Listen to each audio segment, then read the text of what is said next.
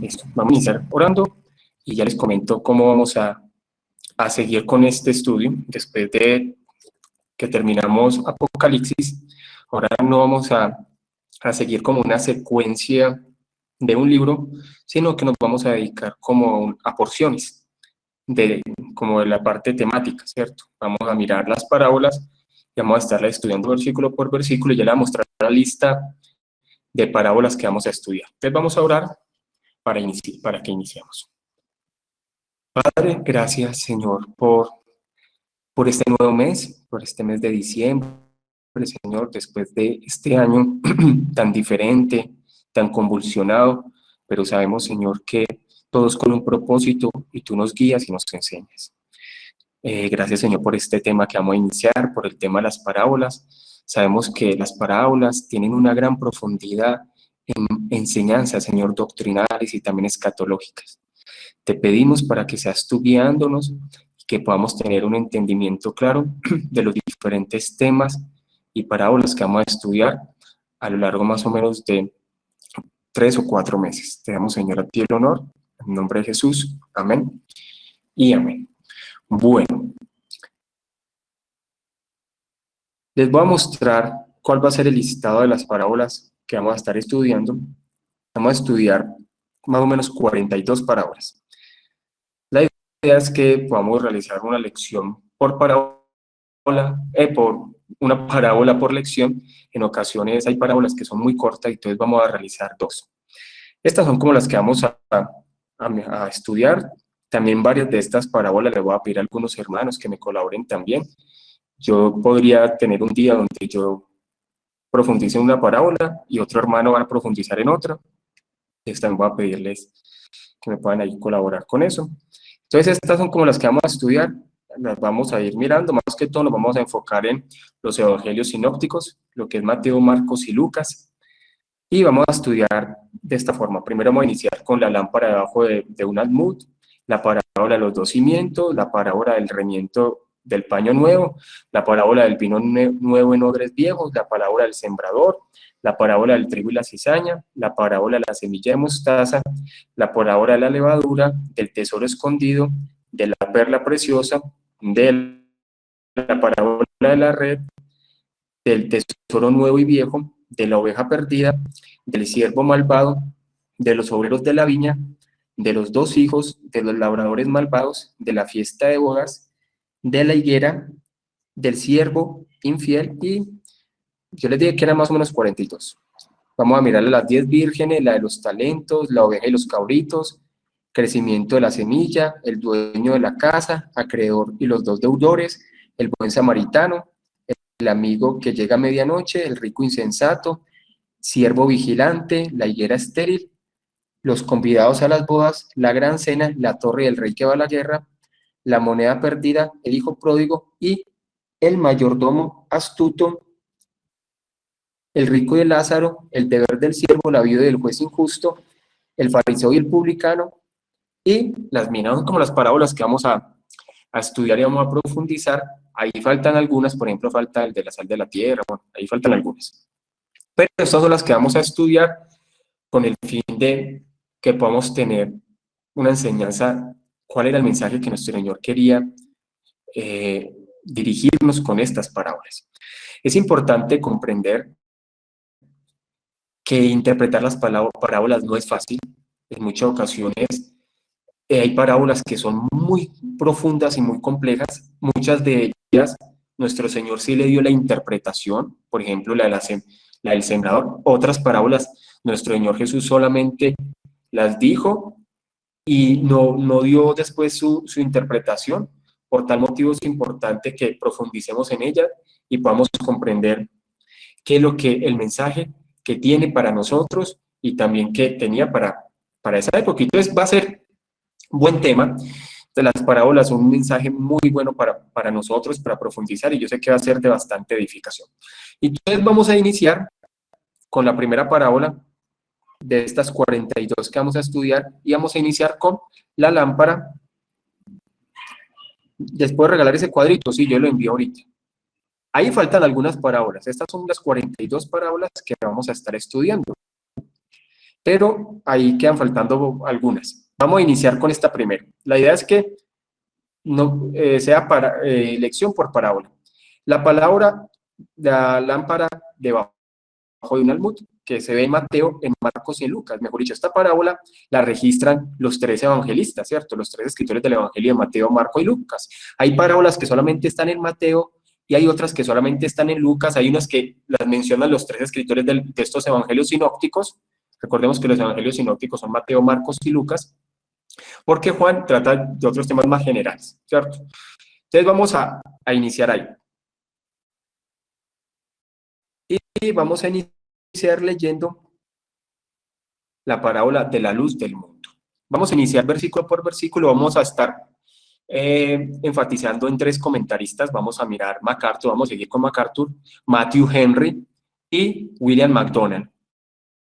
Entonces, vamos a mirar algunos comentarios de ellos con respecto a estas parábolas. Como yo les he dicho, hay veces las parábolas toca estudiarlas detenidamente y muy seriamente, de acuerdo al contexto, porque se puede llegar a querer tratar la parábola que diga cualquier cosa, y realmente es un solo mensaje que quería transmitir. Por eso la importancia que profundicemos y analicemos. Vamos a leerla en los tres capítulos, en las tres porciones de Mateo, Marco y Lucas. Vamos a iniciar con Mateo. Entonces, la de Mateo dice así: vosotros sois la luz del mundo. Una ciudad asentada sobre un monte no se puede esconder. Aquí esta parábola de la luz del mundo es un mensaje que nuestro Señor Jesús le está diciendo es a los discípulos, a aquellos que andaban con él. Y el mensaje que le está diciendo es que ellos eran la luz del mundo.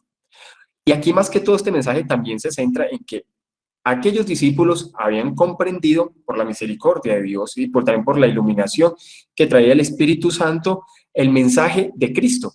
Muchas de las personas que a veces asistían a aquellas predicaciones de nuestro Señor Jesús, cuando nuestro Señor Jesús decía las parábolas, muchos de ellos no comprendían y no entendían con claridad cuál era el mensaje que quería transmitir. Aquí vemos que nuestro Señor Jesús está acercando a los discípulos y le dice que ellos son la luz del mundo y que aparte ellos están sobre un monte y que el mensaje que nuestro Señor Jesús les estaba dando, ese mensaje no solamente era para ellos, sino que ese mensaje debería ser para todas las personas, mejor dicho. Ellos deberían ser luz en un mundo de oscuridad. Que eso que, como nuestro Señor Jesús mismo dijo que Él era la luz del mundo, ahora nosotros como creyentes reflejamos esa luz de Cristo y por tal motivo nosotros debemos ser esa luz para la humanidad. Y nuestro Señor Jesús dice, ustedes son como una ciudad en un monte que no se puede esconder. Y es el mensaje no puede ser algo que quede solamente para algunos, sino que el mensaje se debe transmitir a toda la humanidad. ¿Qué dice MacArthur con respecto a esto? Si ustedes también quieren hacer aportes, quieren traer diferentes comentarios también sobre lo que vamos a ir hablando, lo pueden hacer. Vamos a ver qué dice Matthew Henry. Recordemos que Matthew Henry, el comentario de Matthew Henry es un comentario muy utilizado.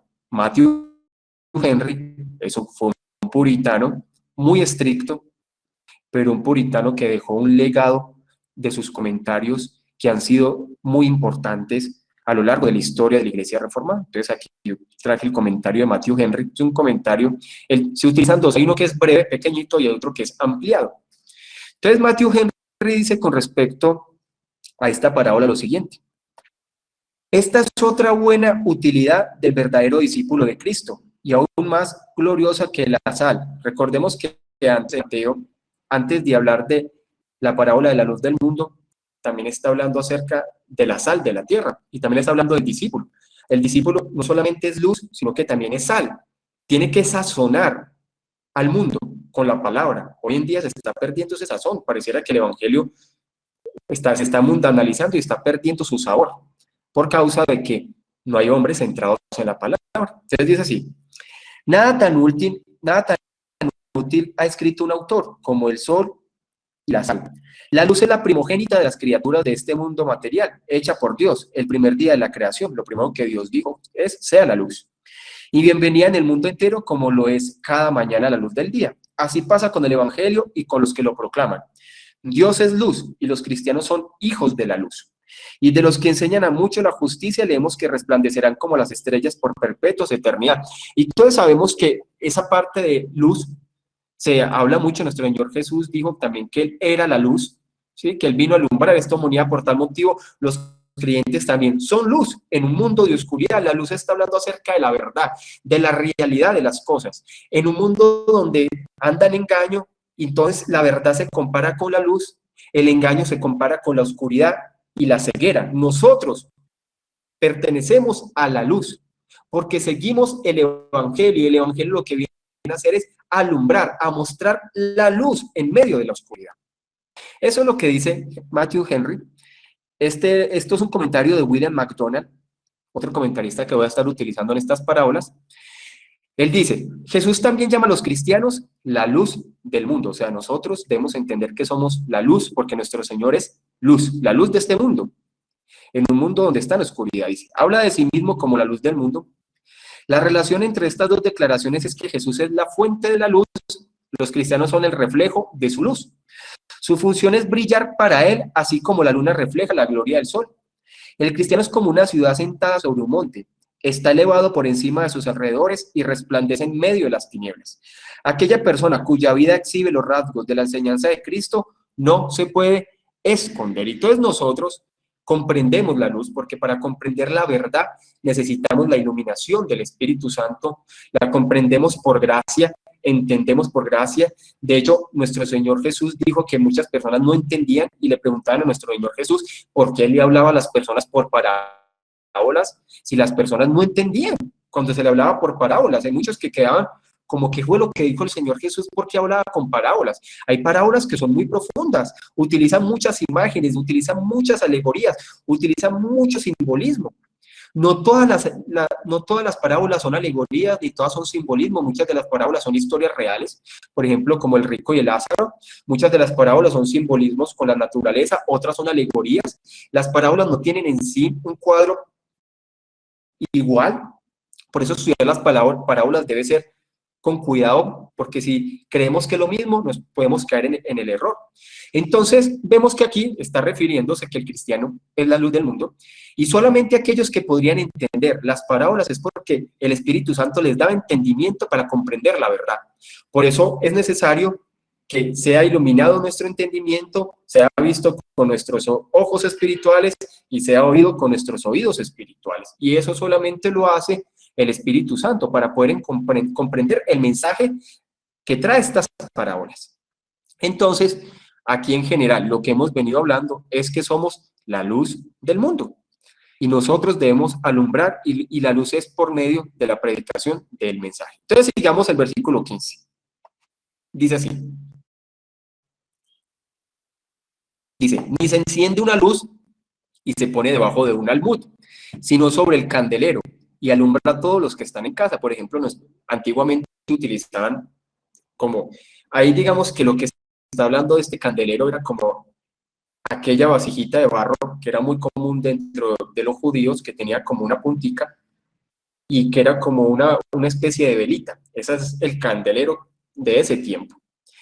Esos candeleros se colocaban en un lugar visible porque uno la luz para alumbrar la habitación no la coloca debajo de una mesa o la coloca debajo de una cama. Es como nuestros bombillos.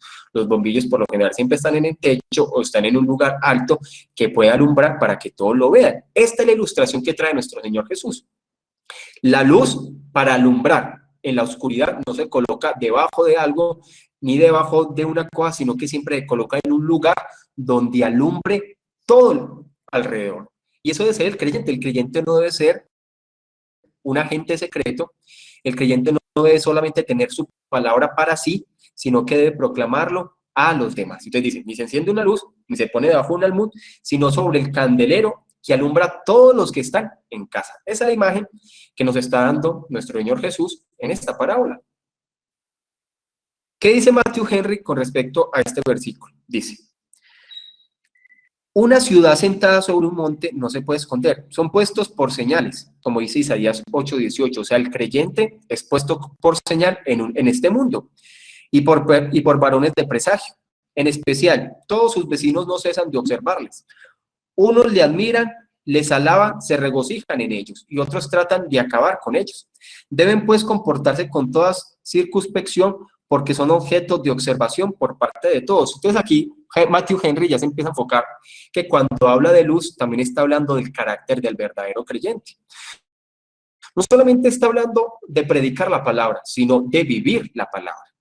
Porque el creyente es muy observado, es observado por su familia, es observado por sus vecinos, es observado por la comunidad de la congregación, es observado por los compañeros de trabajo, y cuando las personas saben que uno es cristiano, por lo general, están más cuidadosos de lo que uno haga, porque uno llega a cometer una imprudencia y ellos van a estar ahí para juzgarlo, y lo primero que van a decir es, y no pues que usted es cristiano. Y no supone que usted es cristiano y mire con lo que cae. Entonces, imagínese. Por eso, el creyente debe aprender a tener carácter. Y el carácter hace parte del cristianismo, que uno puede cometer errores, que uno también tiene debilidades, sí, pero uno tiene que madurar y cada vez ser más maduro en ese tema, en donde uno tiene que tener buena reputación, tanto en el trabajo, con los compañeros, en la congregación, con la familia, con los vecinos, porque todo el mundo nos está observando y nosotros, en lugar de ser oscuridad, tenemos que ser luz. Antes de predicar el evangelio, debemos vivir el evangelio. Realmente las personas le colocan más cuidado a que uno viva el evangelio, a que se predique. Uno no es perfecto, pero por lo menos que se evidencie de que vivimos piadosamente y que vamos en ese camino de piedad y de crecimiento. Entonces lo que Matthew Henry está diciendo es eso, no solamente predicar el evangelio, sino que el creyente no solamente predica de la luz, sino que el creyente es luz en sí mismo. Debemos ser ejemplo para los demás. Si nosotros no somos ejemplo, por más bonito que prediquemos, pues no va a servir. Dice William MacDonald, en lugar de ello le ponen sobre el candelero para que alumbre a todos los que están en la casa. No es su intención que acaparemos la luz de su enseñanza para nosotros, sino que tenemos que enseñarla a otros. Deberíamos hacer que alumbre nuestra luz de modo que cuando los demás vean nuestras buenas obras, glorifiquen a nuestro Padre que está en los cielos. El énfasis recae sobre el ministerio del carácter cristiano. El atractivo de unas vidas en la que vive Cristo ahora más alto que la persuasión de las palabras. Aquí entonces debemos emprender lo siguiente, y es que en muchas ocasiones sabemos que nosotros no somos salvos por obras, pero las obras, las buenas obras hacen parte del cristianismo. O sea, nosotros no somos salvos por las buenas obras, pero un creyente salvo debe manifestar esas obras que hacen parte de su salvación. Ahí es donde debemos entender esta parte. No somos salvos por obedecer, pero el fruto de la salvación es la obediencia, y las personas se van a estar pendientes de lo que nosotros hacemos, cómo vivimos, cómo actuamos. Si cometemos errores, que seamos también sinceros con ellos y que entender que vamos caminando y vamos madurando. Pero claro que las obras hacen parte del cristianismo, pero como fruto, no como requisito para la salvación. Entonces, el atractivo de unas vidas en las que vive Cristo habla más alto que la persuasión de las palabras. Entonces, tanto William MacDonald como Matthew Henry nos están mostrando que no solamente es predicar, sino también vivir, y es lo que nuestro Señor Jesús está diciendo. Nosotros somos luz, y la luz debe ser visible a todos. Y la pregunta es, ¿o somos luz o somos oscuridad? Seguimos acá.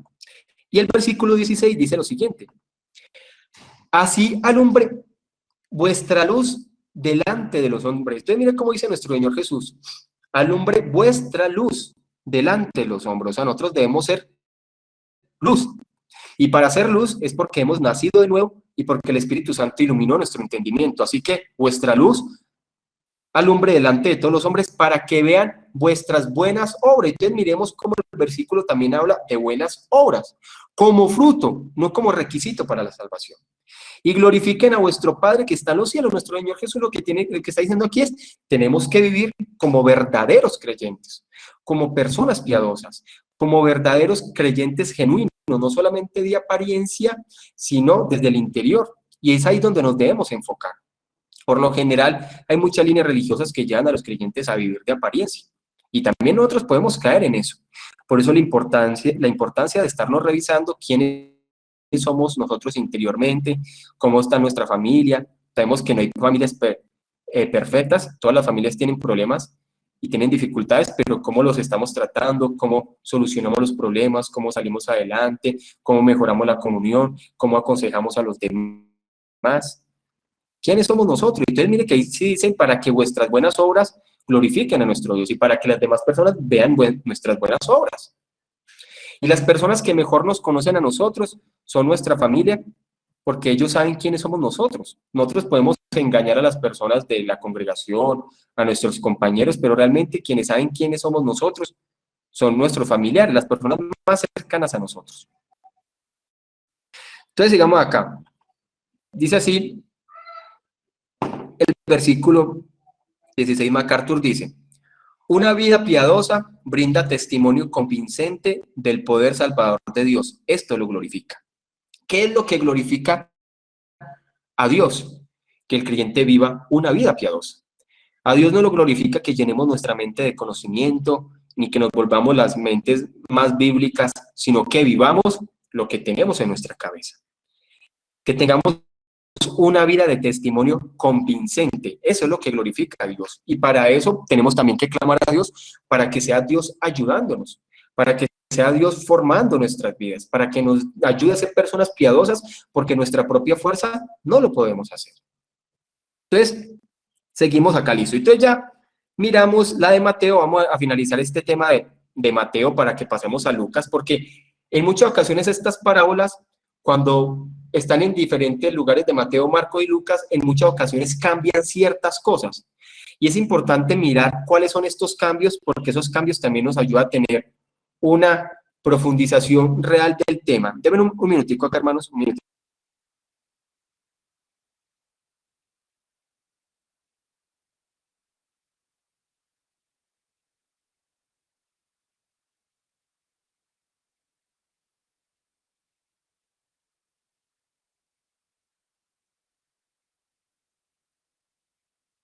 Listo, ahora sí, qué pena, hermanos.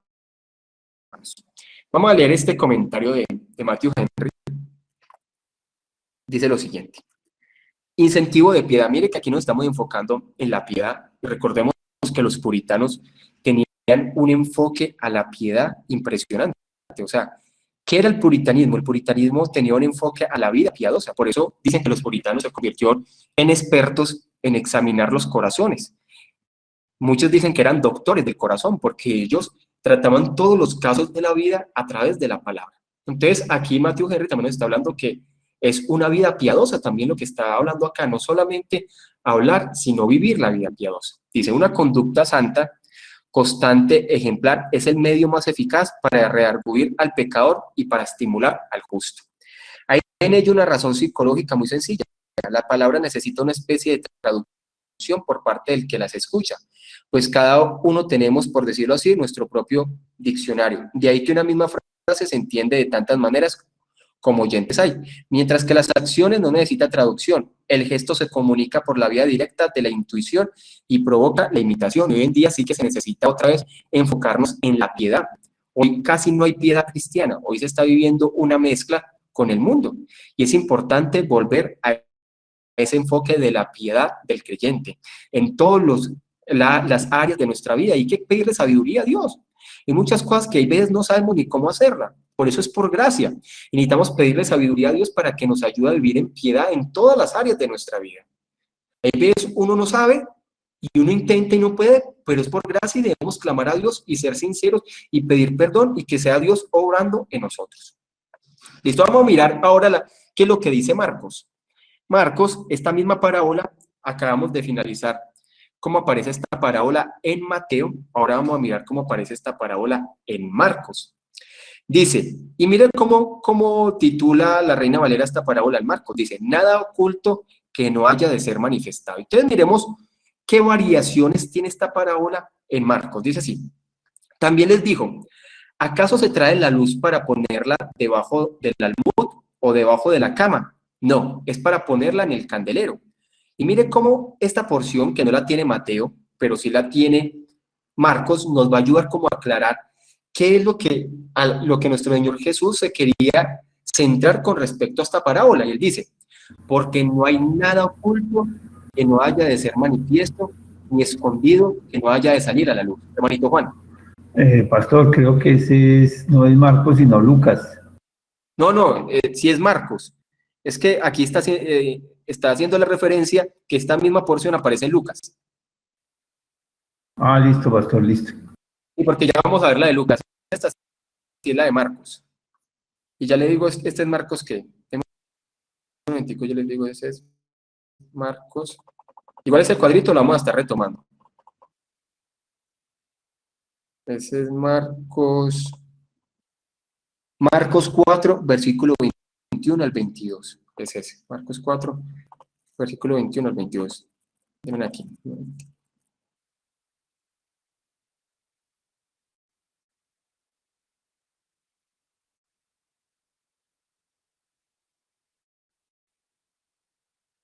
Listo. Vamos a leer Marcos 4, 21 al 22, y entonces vemos que la variación que se tiene es con respecto a eso, que se le agrega que no hay nada oculto que no haya de ser manifiesto. Hay veces este versículo 22 se utiliza para muchas cosas. Este versículo 22 yo sí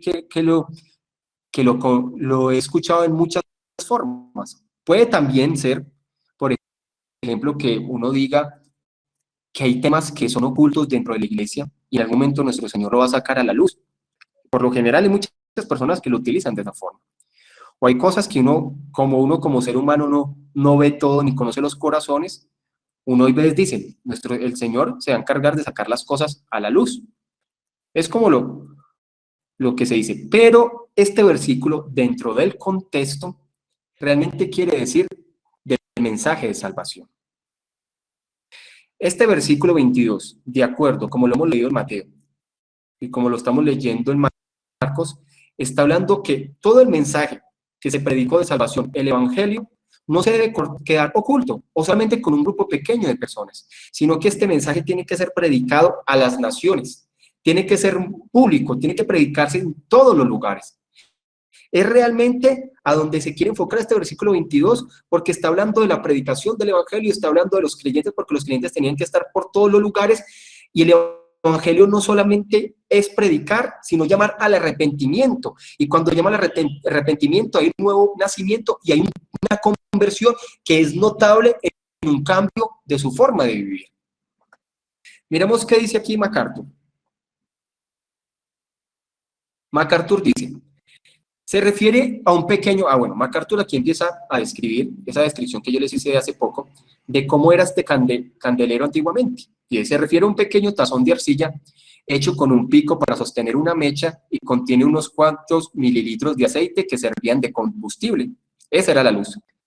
El candelero en casas comunes, este era simplemente un anaquel saliente de la pared.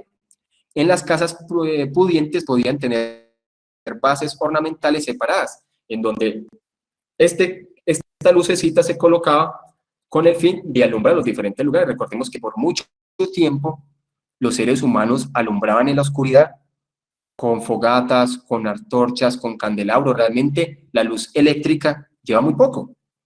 O sea, yo creo que, ya es, digámoslo así, de muy pocos años, y porque antes solamente todo era con antorchas. Esa era la forma y el ejemplo que nuestro Señor utiliza es como se alumbraban en esa época con candeleros.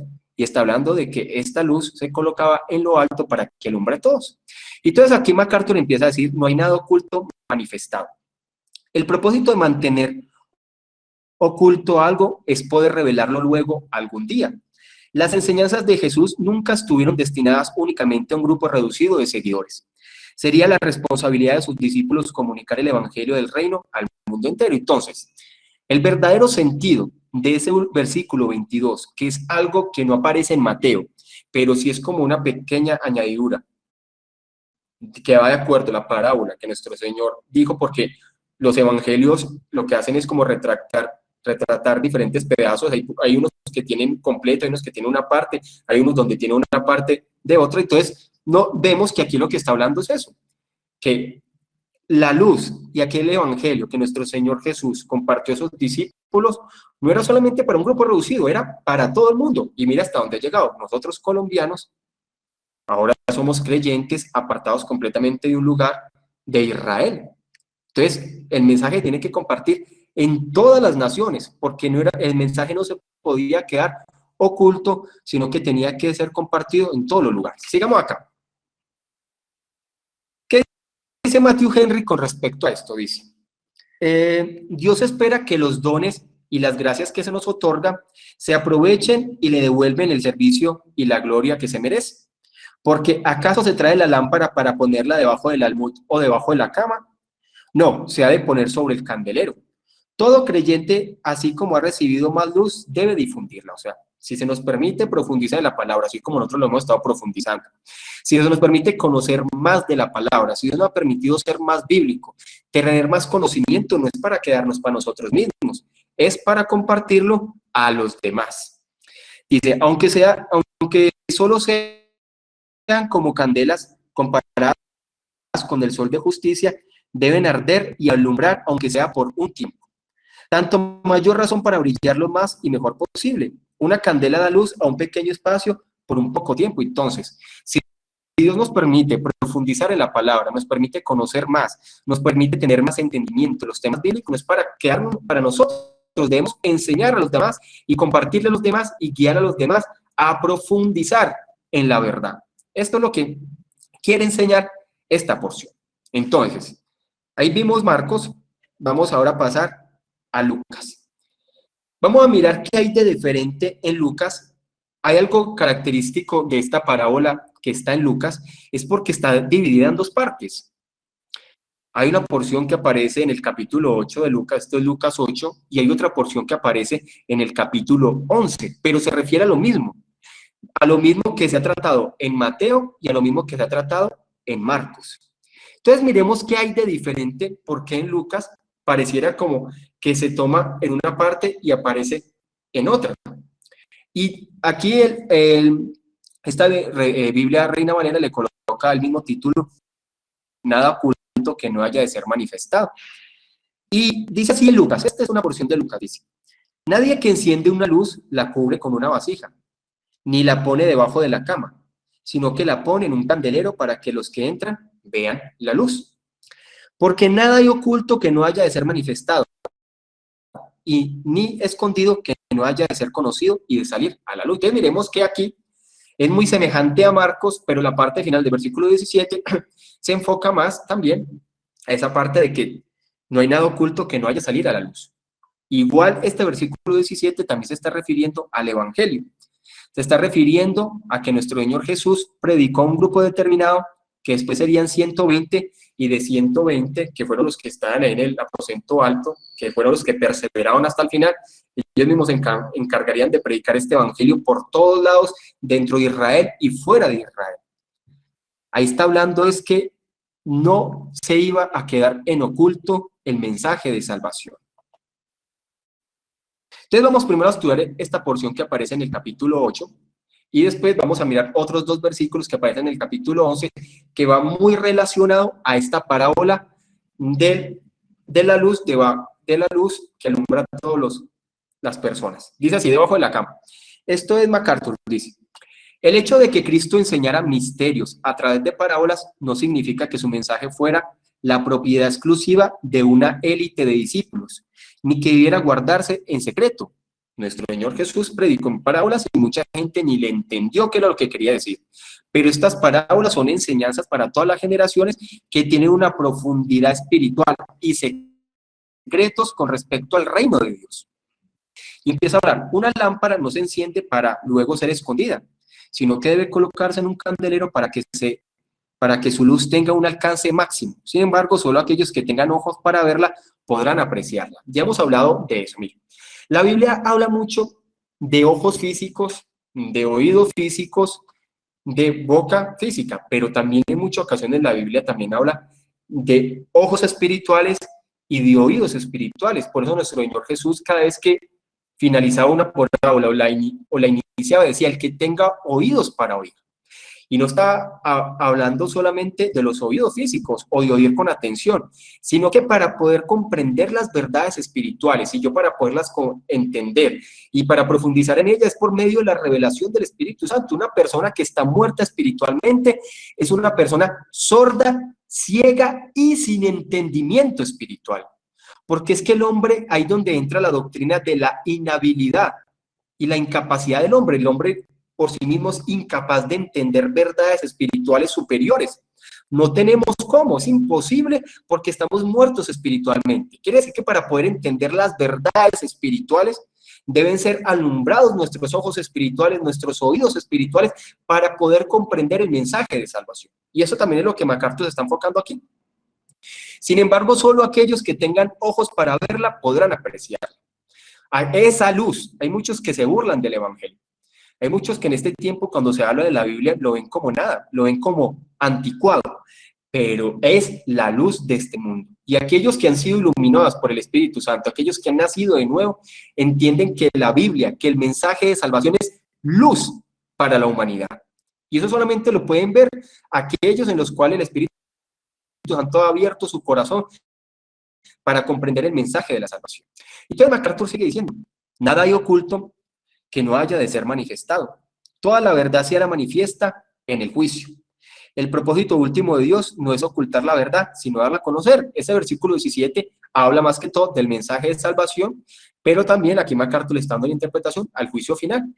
Hay muchos crímenes y secretos que no se van a saber nunca aquí en este planeta Tierra. Crímenes que van a quedar en la impunidad, pero en el juicio, aquellas personas que mueran sin Cristo van a pagar por aquellos crímenes que no fueron purgados, o digámoslo así, purgados, no, que no fueron sentenciados en esta vida. Y aquellos que mueren en Cristo, así, cometieron crímenes muy fuertes, pero se arrepintieron y nacieron de nuevo, van a ser perdonados y van a pasar a la eternidad de vida. Digamos acá.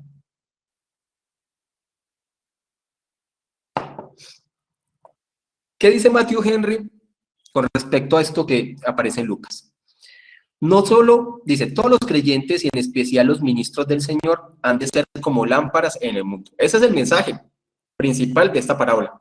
Todos debemos ser luz, porque somos hijos de luz y porque seguimos a nuestro Señor Jesús, que Él es la luz del mundo. No solo deben ser buenos, sino que deben difundir bondad, pues no hay nada oculto que no haya de ser manifestado, ni escondido que no haya de ser bien conocido y hasta la plena luz. O sea, no solamente debemos vivir la palabra, debemos predicar la palabra, debemos compartirlo a los demás, y si nuestro Señor nos permite profundizar más en la Biblia, debemos hacerlo bien. Lo que se nos ha encomendado en secreto, hemos de divulgarlo, porque nuestro Maestro no nos ha dado los talentos para que los enterremos, sino para que negociemos con ellos. Cuando lleguemos a la parábola de las minas y los talentos, profundizaremos en una parte de los dones y lo que Dios nos ha dado. Listo, ahí ya miramos esta parte de Lucas, y yo les dije que esta parábola estaba dividida en dos en Lucas, una porción en el capítulo 8 y otra porción en el capítulo 11, versículo 33 al 36. Y miremos que estos últimos versículos de esa porción del capítulo 11 nos ayuda a tener mayor entendimiento de todo eso que hemos estado estudiando desde Mateo. Dice así, la lámpara del cuerpo, y aquí ya se empieza a hablar de otra cosa, y miremos qué dice acá para que podamos comprender bien, porque aparecen en porciones, pero es una sola parábola.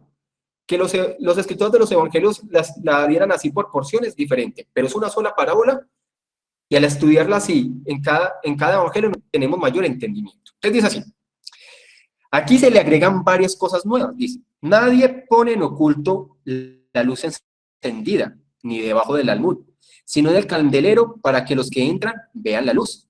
Y mire esto, la lámpara del cuerpo es el ojo. Cuando tu ojo es bueno, también todo tu cuerpo está lleno de luz. Entonces mire que el versículo 34 habla de lo que ya hemos venido hablando. Para yo comprender la luz, para yo vivir la luz, para yo tener entendimiento de la luz, yo tengo que tener ojo bueno, o podríamos decirlo, un ojo espiritual.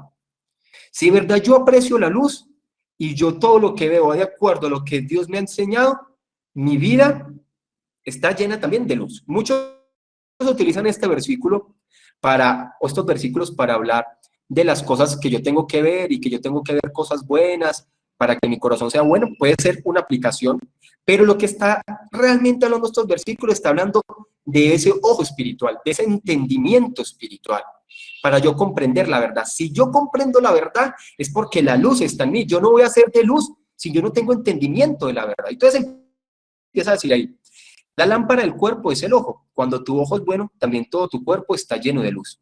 Pero cuando tu ojo es maligno, también tu cuerpo está en tiniebla, mejor dicho. Si yo no comprendo la verdad, si yo no vivo la verdad, es porque yo estoy en oscuridad.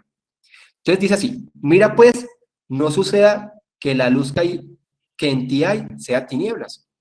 Así que si todo tu cuerpo está lleno de luz, no teniendo parte alguna de tinieblas, será todo luminoso, como cuando una lámpara te alumbra con su esplendor. Entonces, ahí también está hablando acerca del carácter. Es muy semejante a las porciones que hemos estado leyendo.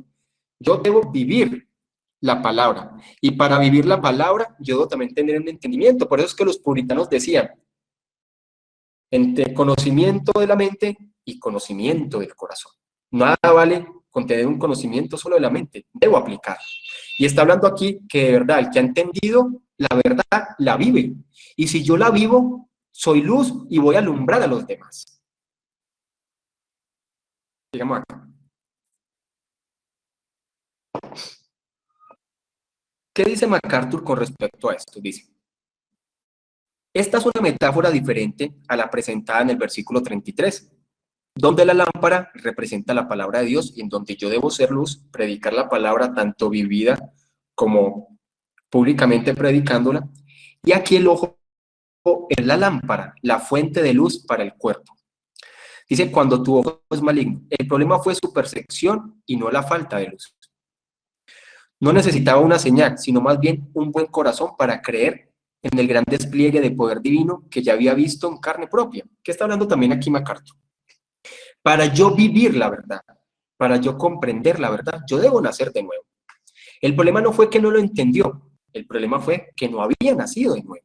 Es como el entendimiento o la interpretación que da MacArthur. ¿Qué dice Matthew Henry? Matthew Henry sí se enfoca en esa parte del ojo espiritual o el ojo del alma sano. Mira lo que dice Matthew Henry, dice, si el ojo del alma es sano, ¿cómo un ojo del alma es sano? Nosotros no podemos hacer nuestro ojo del alma sano, es imposible. Eso solamente es una obra del Espíritu Santo, en donde se nos da vida, donde nacemos de nuevo, donde se nos da ojos para ver y oídos para oír y entendimiento para comprender la verdad espiritual. Eso no lo hacemos nosotros mismos. Eso es algo que el Espíritu Santo hace nosotros. Y cuando nosotros se nos da ojos para ver y oídos para oír, vamos a comprender la verdad espiritual. Yo muchas veces les explico con el tema de Pedro, que nuestro Señor Jesús dijo, ¿quién dice la gente que soy yo? Y dice, uno Isaías, otro Jeremías, otro Juan el Bautista.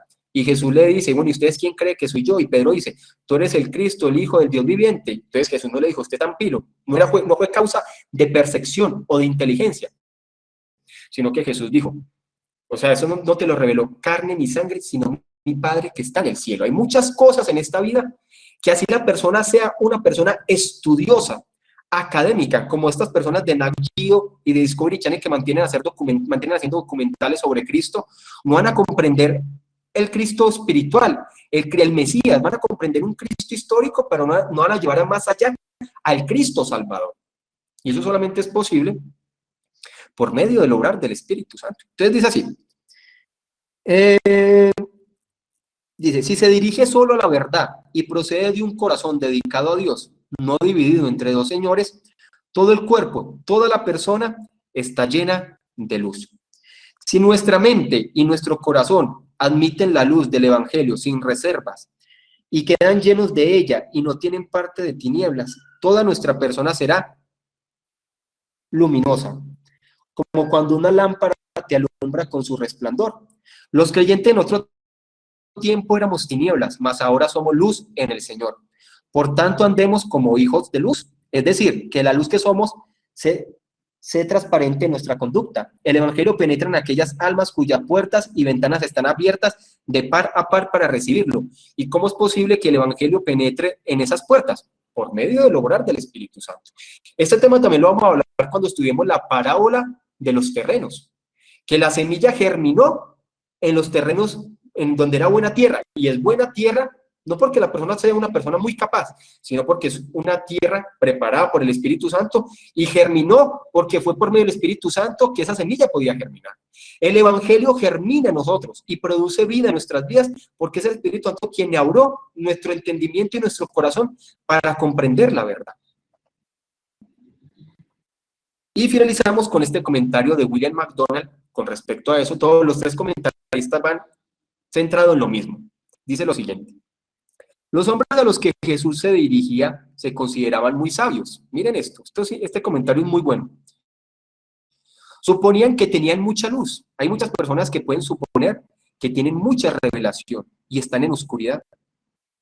Pueden creer que conocen todos los misterios de la vida y están en oscuridad. El judío se creía con mucha luz y Jesús le dijo, no, ustedes están en tinieblas.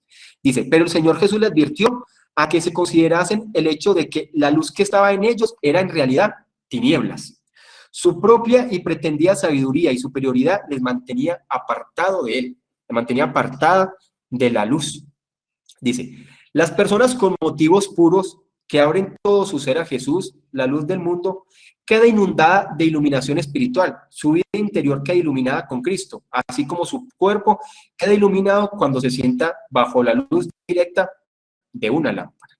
Entonces miremos que estos tres puntos de este estudio, de esta parábola, con respecto a predicar el Evangelio, vivir el Evangelio, hablando de la conducta y también del entendimiento de la palabra, es un obrar del Espíritu Santo. ¿Listo? Entonces ahí terminamos con esta primera parábola. ¿Qué opinan de este estudio de las parábolas? A ver, un comentario antes de orar. La idea es estudiar una parábola por día. Si hay veces es muy cortica la parábola, vamos a hacer 2 parábolas. Y también voy a pedir a ciertas personas también para que me colaboren, también predicando, enseñando a ciertas partes de las parábolas. ¿Qué opinan de este primer estudio de esta parábola? Así es, profundizando de esa forma. También les regalo un cuadrito, listo. Ahorita les voy a enviar ese cuadrito para que lo puedan ahí estudiar. ¿Alguien tiene algo que decir? ¿Un comentario final? ¿Una conclusión? Antes de orar.